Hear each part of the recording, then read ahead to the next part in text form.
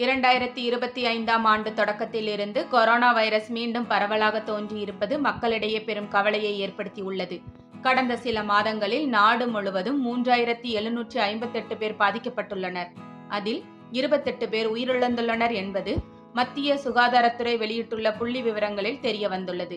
தெற்காசிய நாடுகளில் குறிப்பாக இந்தியா, சீனா, சிங்கப்பூர், தாய்லாந்து ஆகியவற்றில் ஒமைக்ரான் வகை கொரோனா மீண்டும் வேகமாக பரவுகிறது. இதனால் சில நாடுகளில் முகக்கவசம் கட்டாயமாக்கப்பட்டுள்ளது. விமான நிலையங்கள், ரயில் நிலையங்கள் மற்றும் பொது இடங்களில் தீவிர சோதனைகள் மேற்கொள்ளப்படுகின்றன. மாநில வாரியாக கொரோனா பாதிக்கப்பட்டவர்களின் எண்ணிக்கை: கேரளா 1336, மகாராஷ்டிரா 745, டெல்லி 610, கர்நாடகா 550, மேற்கு வங்கம் 318, தமிழ்நாடு 199, மொத்தம் 3758 பேர் கொரோனாவால் பாதிக்கப்பட்டுள்ளனர். அரசின் தற்போதைய நடவடிக்கைகள்: அதிகபட்ச நோயாளிகள் வீட்டு தனிமைப்படுத்துதலில் இருக்கின்றனர். உயிரிழந்தவர்களில் பெரும்பாலானோர் முன்கூட்டியே தடுப்பூசி பராமரிப்பை பெறாதவர்களாக கூறப்படுகிறது. மத்திய சுகாதாரத்துறை, மாநில அரசு மற்றும் மருத்துவ அமைப்புகள் இணைந்து நிலையை கட்டுப்படுத்த தீவிர முயற்சிகளை மேற்கொண்டு வருகின்றன.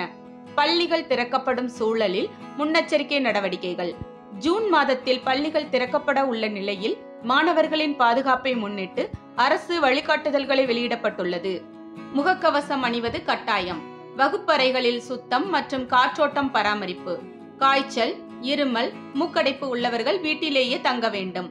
பொதுமக்களுக்கு அவசியமான அறிவுரைகள்: சிறிய அறிகுறிகளிலும் உடனடியாக மருத்துவ ஆலோசனை பெறுங்கள். முகக்கவசம் அணிவது தவிர்க்க முடியாத கட்டாயம். கை தோய்தல், இடைவெளி பின்பற்றல் உள்ளிட்ட சுகாதார முறைகளை கடைபிடிக்க வேண்டும். பூஸ்டர் டோஸ் பெற்றவர்களுக்கு பாதிப்பு குறைவாக இருக்கலாம். நம் பாதுகாப்பு நம் கையில்தான். அரசும் சுகாதாரத்துறையும் நம் நலனுக்காக செயல்படுகின்றன. நாமும் நம் குடும்பத்தையும் சமூகத்தையும் பாதுகாக்க பொறுப்புணர்வுடன் நடந்து கொள்ள வேண்டும். இதுபோன்ற செய்திகளை தெரிந்து கொள்ள ழ ஊடகத்துடன் இணைந்திருங்கள்.